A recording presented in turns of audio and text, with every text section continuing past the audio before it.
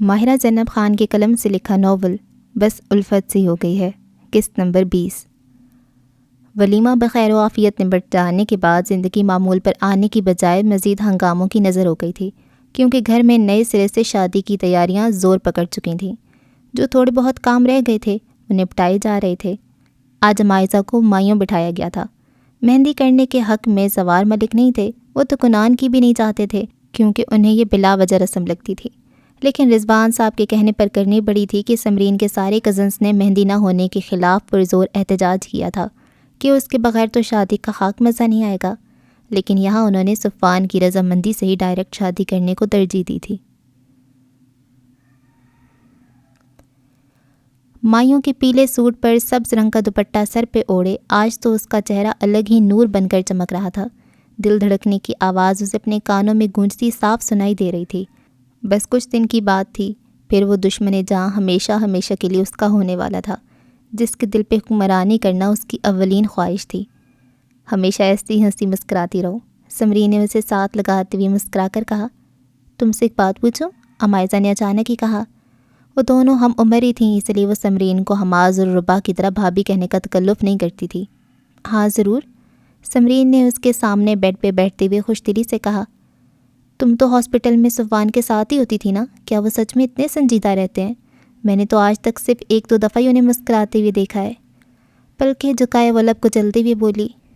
صفوان کی super nature اسے پسند تھی، لیکن انتہا کا سنجیدہ انداز دیکھ کر دل میں وہم سے سر ابھارنے لگتے تھے۔ ڈاکٹر صفوان اور سنجیدہ ہو ہی نہیں سکتا، وہ تو اتنے فرینڈلی نیچر کے ہیں کہ کوئی ان کے ساتھ کبھی بور ہو ہی نہیں سکتا۔ پیشنٹس تک ان کی کمپنی کو انجوائے کرتے ہیں۔ لیکن میں نے تو ہمیشہ انہیں سیریس ہی دیکھا ہے، وہ الجھن زدہ سی بولی۔ ہو سکتا ہے شادی کے بعد وہ اپنے جذبات کا اظہار کریں، ویسے بھی وہ ہر کسی سے اپنی فیلنگز شیئر نہیں کرتے ہیں۔ اس نے مسکراتے ہوئے امائزہ کو چھیڑا۔ میں ممی کے پاس جا رہی ہوں، تم لوگوں نے تو مائیوں کے نام پر مجھے اس روم میں قیدی کر دیا ہے۔ اس کی شوخی پہ وہ شرم سے جھنجھلا کر بولی۔ گوٹے کناری سے سجا سبز دوپٹہ ماتھے تک کھینچتے ہوئے وہ انیزہ کے روم کی جانب جا رہی تھی، لیکن جانے ایسی کون سی کشش تھی کہ وہ وہیں رک گئی۔ چند قدم پیچھے پلٹ کر سواش کے کمرے کے پاس آنے سے وہ خود کو چاہنے کے باوجود بھی روک نہیں پائی تھی۔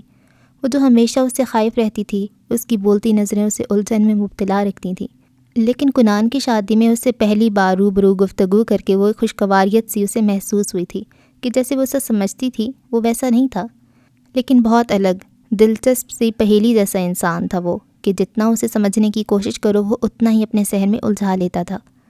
نیم دروازہ دھکیل کر وہ اندر قدم رکھ چکی تھی۔ پورے روم میں نیم اندھیرا سا پھیلا تھا۔ سوئچ بورڈ پہ ہاتھ مار کے اس نے ساری لائٹس آن کر دی تھیں، جبھی اس کی نظر سواش پر پڑی، جو کہیں سے بھی اسے نارمل نہیں لگ رہا تھا۔ کیا ہوا سواش بھائی، ٹھیک نہیں لگ رہے آپ مجھے؟ پاس آتے ہوئے اس نے فکر مندی سے اس کے شانے پہ ہاتھ رکھا، جس نے فوراً ہی جھٹک کر خود سے دور کر دیا تھا۔ اس کا انتہائی سخت انداز اسے ٹھٹکنے پہ مجبور کر گیا۔ جانے کتنی دیر سے وہ صوفے پہ گھٹنوں پر کونیاں ٹکائے ہاتھوں میں سر تھامے بیٹھا تھا۔ آپ کی طبیعت ٹھیک ہے؟ ہار نہ مانتے ہوئے وہ پنجوں کے بل اس کے سامنے بیٹھتے ہوئے بولی۔ یہاں سے چلی جاؤ ایزا۔ سرد انداز میں اس نے اتنی سختی سے کہا تھا کہ وہ بے ساختہ اسے دیکھنے پہ مجبور ہو گئی۔ آپ کو ہوا کیا ہے آخر، کچھ بتا کیوں نہیں دیتے؟ برا ماننے کے بجائے اس نے بھی لہجے کو سخت بنا کر پوچھا۔ میں نے کہا ہے نا، جاؤ یہاں سے، سمجھ نہیں آئی تمہیں میری بات؟ اس کی دھاڑ پر وہ سہم گئی تھی۔ اس نے تو کبھی سواش کو بلند آواز سے بات کرتے نہ دیکھا تھا، اور کہاں یہ اس کا بھڑکنا، جبڑے اتنی سختی سے بھینچے ہوئے تھے، آنکھوں میں سے تو گویا شعلے لپک رہے تھے۔ اس کا بکھرا اور شکست خوردہ سا وجود دیکھ کر جانے کی مائزہ کو بے انتہا افسوس نے آ گھیرا تھا، اور اسی سمے اس کے اندر کا ضدی پن ہود کر آیا تھا۔ سواش کے جھڑکنے پر بجائے وہاں سے چپ چاپ نکل جانے کے، وہ وہیں سینے پر بازو لپیٹے کھڑی رہی۔ کیا پہیلیوں جیسا شخص تھا وہ، جسے وہ ابھی تک سمجھ نہ پائی تھی۔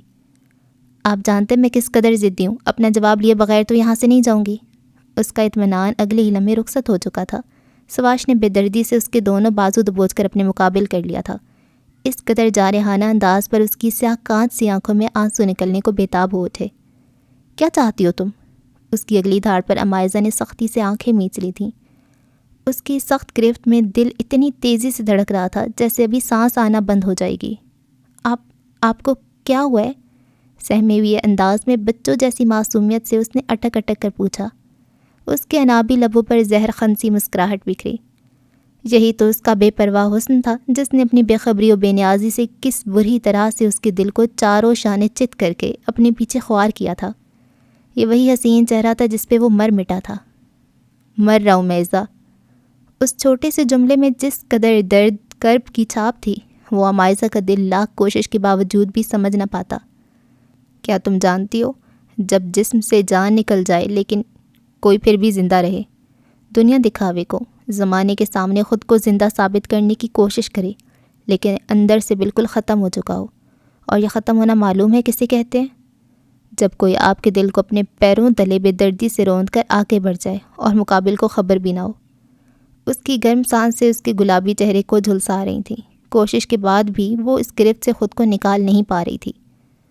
مجھے کچھ سمجھ نہیں آ رہا، آپ کیا کہہ رہے ہیں؟ پلیز چھوڑیں مجھے۔ ہر کوشش ناکام ہوتے دیکھ وہ سسک اٹھی تھی، بازو بری طرح دکھنے لگے۔ چھوڑ دوں؟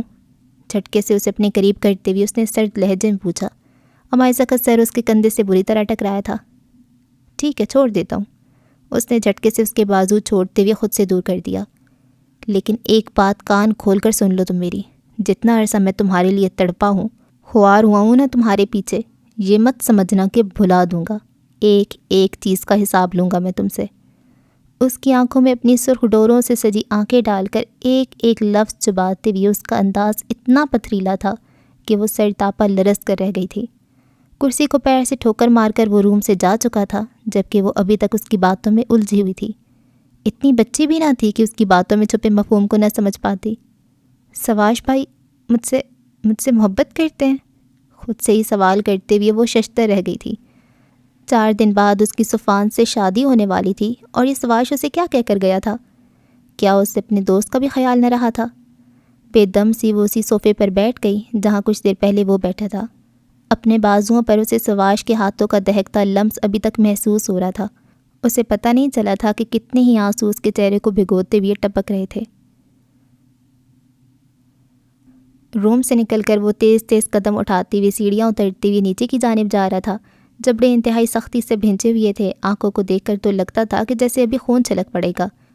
زوار ملک کی روم کا دروازہ بغیر نوک کیے جھٹکے سے دھکیل کر وہ اندر داخل ہوا، جہاں اس کے ساتھ انیزہ اور زرمین بھی موجود تھے، جو شاید امائزہ کی شادی کے حوالے سے ہی کوئی گفتگو کر رہے تھے، لیکن اس کی غیر متوقع آمد پر وہ تینوں ہی بری طرح چونک کر اس کی طرف متوجہ ہوئے تھے، جس کی حالت اتنی شکست خوردہ سی تھی کہ بے ساختہ کوئی انہونی ہونے کا احساس سر پہ منڈلانے لگا تھا۔ یہ کیا حالت بنائی ہوئی ہے سواش؟ طبیعت ٹھیک ہے تمہاری؟ زوار ملک نے ہی چیئر پر سے اٹھتے ہوئے خود کو نارمل رکھتے ہوئے سنجیدگی سے پوچھا۔ مجھے آپ کی بیٹی سے شادی کرنی ہے ماموں۔ لگی لپٹی رکھے بغیر بھاری آواز اور جھکی نگاہوں سے اس نے کوئی بم ہی تو ان کے سر پہ پھوڑ ڈالا تھا۔ کیا کہا تم نے ابھی؟ زوار کو لگا شاید انہیں سننے میں کوئی غلطی ہوئی ہے۔ میں امائزہ سے شادی کرنا چاہتا ہوں۔ اس نے اپنی سرخ ڈوروں سے سجی آنکھیں اٹھا کر انہیں دیکھتے ہوئے بے خوفی سے ایک ایک لفظ پہ زور دیتے ہوئے کہا۔ یہ جانتے ہوئے بھی کہ 4 دن بعد اس کی صفان سے شادی ہونے والی ہے؟ شدید اشتعال کو دباتے ہوئے زوار نے اس سے پوچھا۔ میں نہیں جانتا اس کی شادی کس سے اور کیوں ہونے والی ہے، مجھے بس اسی سے شادی کرنی ہے۔ جانی ایسی کون سی طاقت اس کے اندر آ گئی تھی جو وہ اتنی بے خوفی سے اپنا مطالبہ بار بار ان کے سامنے دہرا رہا تھا۔ سواش تمہارے دماغ خراب ہو گیا؟ زمین کو انتہائی غصہ اس پہ آ رہا تھا۔ جب شادی کرنے کو کہا تو صاف منع کر دیا اور اب کسی اور سے بھی نہیں ہونے دے رہا تھا۔ 1 منٹ آپا، زوار ملک نے ہاتھ اٹھا کے انہیں روکا۔ تمہیں اندازہ بھی ہے کہ تم کیا کہہ رہے ہو؟ میں پورے ہوش و حواس میں ہی آپ سے مطالبہ کر رہا ہوں ماموں، لیکن میں تمہاری فرمائش پوری نہیں کر سکتا، یہ کسی طور ممکن نہیں ہے۔ کیوں ممکن نہیں ہے؟ ابھی کون سا اس کا نکاح ہو چکا ہے؟ میں کچھ نہیں جانتا ماموں، مجھے بس اسی سے شادی کرنی ہے۔ اس کا انتہائی ضدی اور اکھڑ انداز ان تینوں کو تشویش میں مبتلا کر رہا تھا۔ میں ایسا کسی صورت نہیں ہونے دوں گا۔ ہاں اگر تم چاہو تو جاؤ، اسے لے جا کر تم بھی زبردستی نکاح کر لو ماکونان کی طرح، اب یہی تو کام رہ گیا تم لوگوں کا۔ اس کی بلا وجہ کی گردان نے زوار کو غصے کو بڑھا دیا۔ فکر مت کریں، آپ سب کے سامنے ہی کروں گا۔ سواش بس بہت ہو گیا تمہارا پاگل پن، اس سے زیادہ کوئی بکواس نہیں سنوں گا میں تمہاری۔ وہ انگلی اٹھا کر بھڑک کر بولے، اگر یہ پاگل پن ہے تو پھر پاگل پن ہی صحیح، اگر اس کی کہیں اور شادی ہوئی تو میں خود کو ختم کر لوں گا۔ سفاکیت سے کہتا وہ وہاں رکا نہیں تھا، زمین کو اپنے پیروں تلے رونتا وہ جھٹکے سے وہاں سے نکلا۔ اسے ہو کیا گیا ہے؟ وہ تو ابھی تک حیرت زدہ تھے۔ آج سے پہلے ہمیشہ اسے دھیمی آواز میں نرمی سے گفتگو کرتے ہوئے دیکھا تھا، لیکن یہ سواش تو انہیں کوئی اور ہی لگ رہا تھا۔ وہ تو کبھی سوچ ہی نہیں سکتے تھے وہ اتنی بدتمیزی سے ان سے مخاطب ہو سکتا ہے۔ آپ آرام سے بھی تو اس سے بات کر سکتے تھے زوار۔ انیزہ کو رہ رہ کے اس کی فکر ستا رہی تھی۔ اس کے تیور تو میں ایسے لگ رہے تھے کہ وہ آرام سے بیٹھ کر میری بات سنتا۔ مجھے اس قدر بے وقوفی کی اس سے ہرگز امید نہیں تھی۔ اس کی طرف سے میں تم سے معافی مانگتی ہوں زوار۔ کیا ہو گیا آپا، کیوں ہمیں شرمندہ کر رہی ہیں؟ زوار نے ناراضگی سے انہیں دیکھ کر کہا۔ وہ میرا بیٹا ہے زوار، میں اچھے سے اس کی طبیعت کو پہچانتی ہوں۔ اس کا ضبط کمال کا ہے، بڑی سی بڑی بات ہو جانے پر ویسے ریئیکٹ نہیں کرتا، ہمیشہ خود کو پرسکون رکھتا ہے۔ لیکن میں نہیں جانتی آج کیوں کر اس کا ضبط ٹوٹا۔ امائزہ کے لیے اس کی محبت سے وہ اچھے سے واقف تھیں، لیکن آج تک سمجھ نہیں سکی تھیں کہ سواش نے اس سے شادی سے انکار کیوں کیا تھا۔ اور اب جب سب کچھ فکس ہو چکا تھا، کسی قسم کی کوئی پریشانی نہیں تھی، صرف چند روز بعد وہ بیٹی کے فرض سے سبق دوش ہونے والے تھے، تو اس نے نئی مصیبت کھڑی کر دی تھی۔ بہرحال امائزہ کا رشتہ کسی طور ختم نہیں کیا جا سکتا، بہتر ہے کہ سواش کو ہی معاملے کی نزاکت کا احساس دلا کر منا لیا جائے۔ زوار ملک نے گویا حتمی بات کر کے مزید کچھ کہنے سننے کے لیے چھوڑا ہی نہیں تھا۔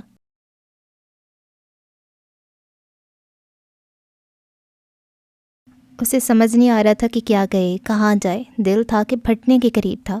صرف ایک ہی جگہ تھی جہاں وہ بچوں کی طرح چہرہ ہاتھوں میں چھپائے پھوٹ پھوٹ کر رویا تھا۔ سب کہتے تھے دعا سے سب کچھ مل جاتا ہے، پھر وہ کیوں اب تک خالی ہاتھ تھا؟ گزرے 2 ماہ میں کوئی پل، کوئی لمحہ ایسا نہیں تھا جب اس کی دعاؤں کا حصہ نہ رہی ہو۔ اس کے باوجود وہ ابھی تک تہی داماں تھا۔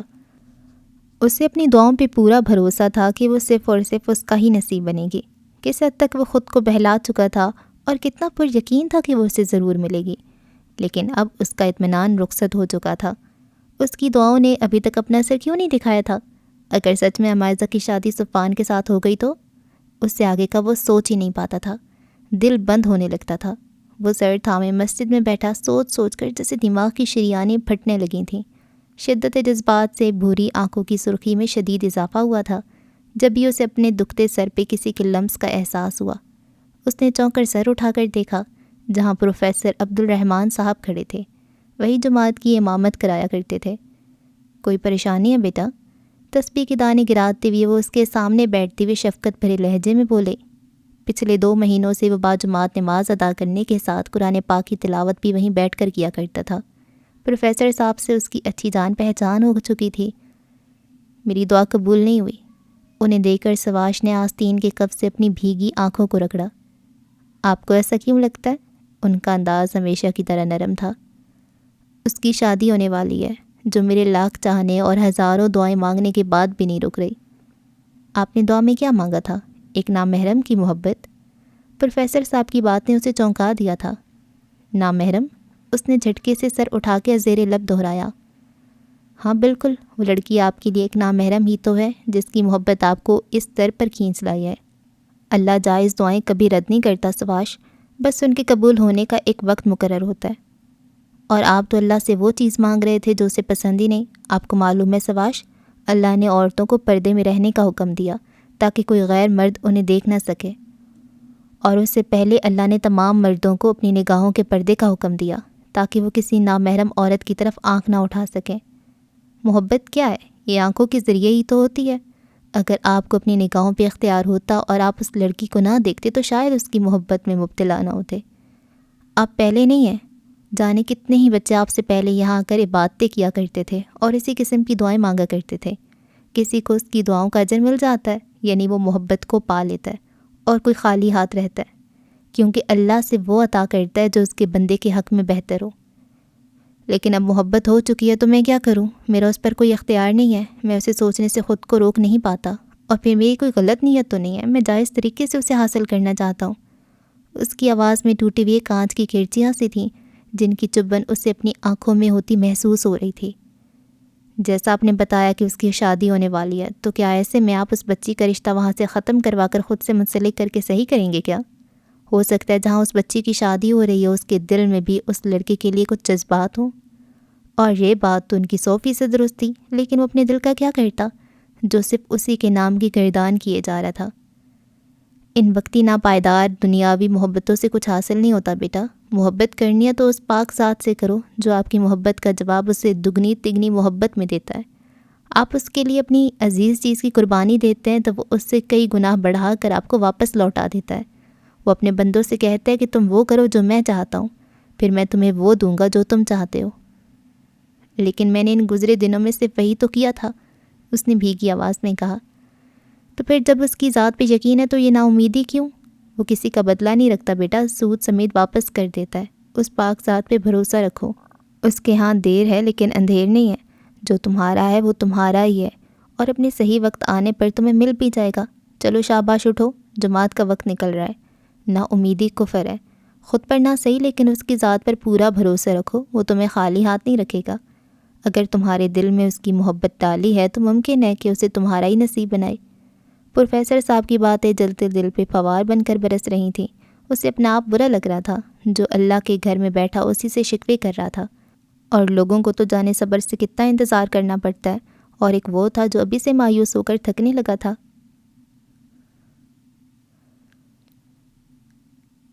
مسجد سے واپس لوٹا تو کافی حد تک اس نے خود کو سنبھال لیا تھا، لیکن سر بے انتہا درد کے باعث پھٹا جا رہا تھا۔ ابھی وہ کسی کا سامنا کرنے کی پوزیشن میں نہیں تھا، بس اپنے کمرے میں جا کر بند ہو جانا چاہتا تھا۔ کسی کی نظروں کا سامنا کرنے کی ہمت اس میں بالکل نہیں تھی۔ اپنی حرکت کا سوچ سوچ کر اسے خود پہ غصہ آئے جا رہا تھا کہ کیا ضرورت تھی عمائزہ سے وہ سب بکواس کرنے کی۔ پھر اس کے بعد زوار ماموں سے جو باتیں کی تھیں وہ تو اسے شرمندگی سے زمین میں گاڑے جا رہی تھیں۔ کیا کچھ نہیں کیا تھا انہوں نے اس کے لیے؟ ماموں سے بڑھ کر ہمیشہ ایک باپ کی طرح ان بھائیوں کا خیال رکھا، کبھی اپنے سگے بچوں سے کم نہیں سمجھا، اور وہ انہی کی عزت خراب کر دینے کے در پہ تھا۔ کتنی بدتمیزی کی تھی ان سے۔ اس کا ذہن اس قدر الجھا ہوا تھا کہ وہ دنیا سے ہی روپوش ہو جانا چاہتا تھا، لیکن یہ بھی اس کے لیے ممکن نہیں تھا۔ وہ سگریٹ سلگائے بیٹھا اپنے اندر کی گھٹن کو اس دھوئیں کے ذریعے باہر نکال رہا تھا۔ کھانس کھانس کر برا حال ہو چکا تھا، آنکھوں سے آنسو پانی کی طرح بہہ رہے تھے، لیکن اسے تو اب کسی چیز کا ہوش ہی نہیں تھا۔ سواش، انیسہ ماموں کو اپنے روم میں دیکھ کر وہ بری طرح چونکا۔ اسے خبر ہی نہیں ہوئی کہ کب وہ اندر آئیں۔ دوسرے لمحے اس نے بچی ہوئی سگریٹ نیچے پھینک کر اپنے بوٹ تلے مسل دی تھی۔ مجھے افسوس کے ساتھ ساتھ تم پہ سخت غصہ بھی آ رہا ہے سواش۔ تم جانتے ہو یہ چیز کتنی بری طرح سے صحت خراب کرتی ہے، اس کے باوجود؟ ان کا اشارہ سگریٹ کی طرف تھا۔ بات ادھوری چھوڑے وہ افسوس سے اسے دیکھ رہی تھیں۔ اگر پہلے ہی تمہیں اور کنان کو تھپڑ مارے ہوتے تو آج یہ دن نہ دیکھنے پڑ رہے ہوتے۔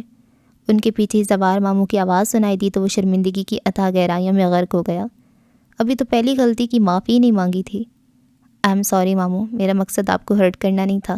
جلتی آنکھوں کو بری طرح رگڑتے ہوئے اس نے نم آواز میں کہا، تمہارا مقصد جو بھی تھا میں اچھے سے سمجھ چکا ہوں۔ اگر کچھ دن پہلے ہی صحیح تم اگر بتا دیتے تو شاید کوئی حل نکل سکتا تھا، لیکن اب جب کہ شادی کا عین وقت ہے تو میں نہیں چاہتا کہ ایسی کوئی بھی حرکت ہو جس سے ہماری برسوں کی بنی بنائی عزت خاک میں مل جائے۔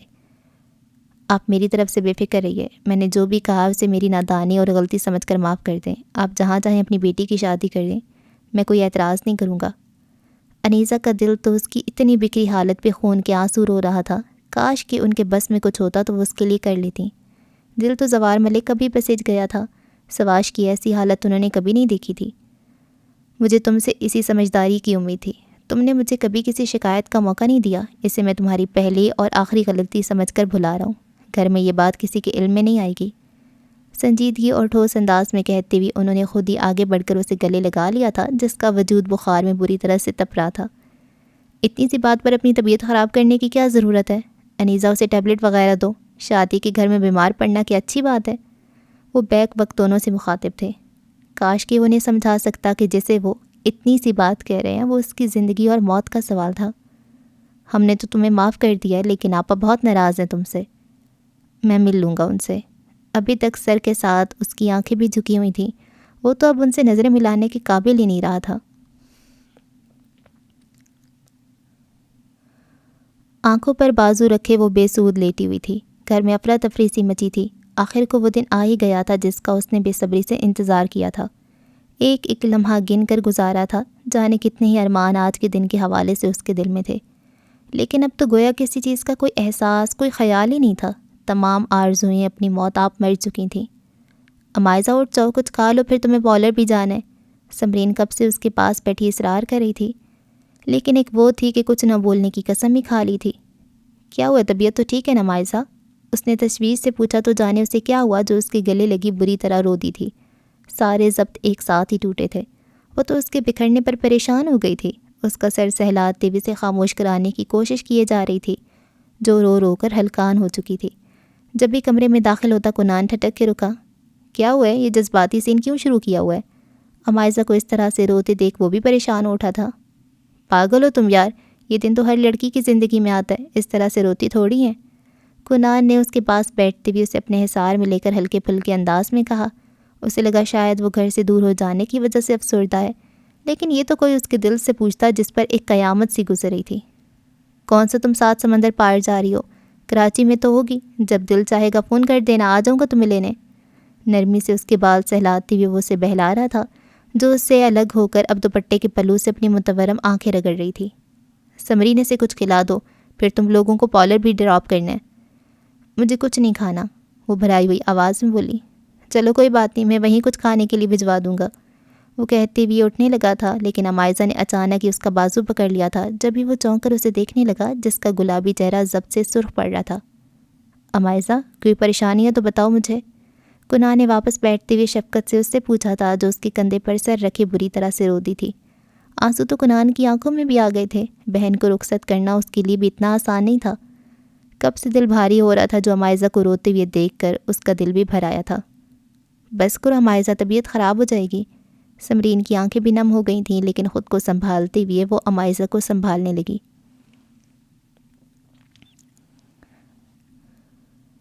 ریڈ اور ڈل گولڈن کلر کے گھیردار دبکے کے کام سے سجے بھاری سے لہنگے کو اس نے اپنے تن پہ سجایا ہوا تھا۔ بیوٹیشن نے اپنی مہارت سے اس کے حسن کو دوآتشہ بنا دیا تھا۔ سیاہ دراز زلفوں کو خوبصورتی سے جوڑے کی شکل میں لپیٹ کر بھاری سا دوپٹہ اس پر سیٹ کر کے پنوں سے اٹیچ کیا گیا تھا، جس سے کچھ آوارہ سی لٹیں اس کے میک اپ سے سجے چہرے پر ڈھلک آتی تھیں۔ ہونٹوں پر چمکتی سرخ رنگ کی لپسٹک اس کے حسین چہرے کو مزید خوبصورت بنا رہی تھی۔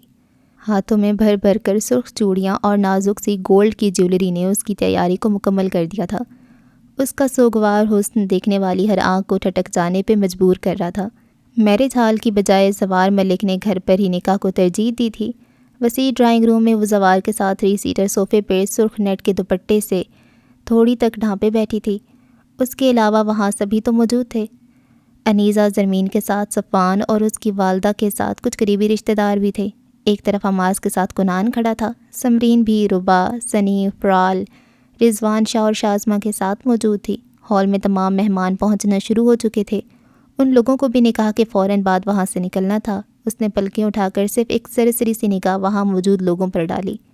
خطرناک حد تک سنجیدہ صورت لیے، لب کو سختی سے بھینچے وہ داخلی دروازے سے بازو ٹکائے سینے پہ لپیٹے کھڑا تھا۔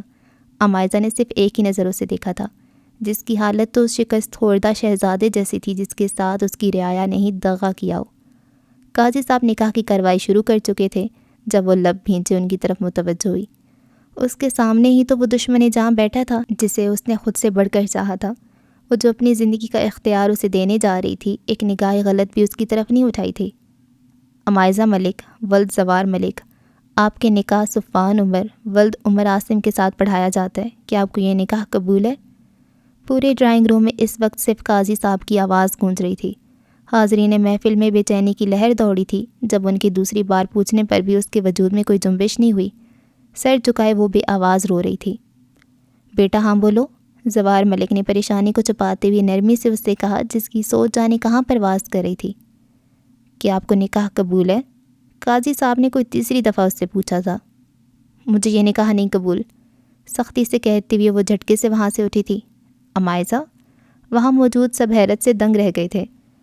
میں یہ شادی نہیں کر سکتی، وہ کہتی ہوئے وہاں رکی نہیں تھی۔ ہاتھوں میں اپنا لہنگا اٹھاتے ہوئے وہ وہاں سے بھاگتے ہوئے نکل چکی تھی۔ ماہرہ زینب خان کے قلم سے لکھا ناول بس الفت سی ہو گئی ہے۔ قسط نمبر 20 کا اختتام ہوا۔ آپ سے اگلی قسط میں ملاقات ہوگی، تب تک کے لیے اللہ حافظ۔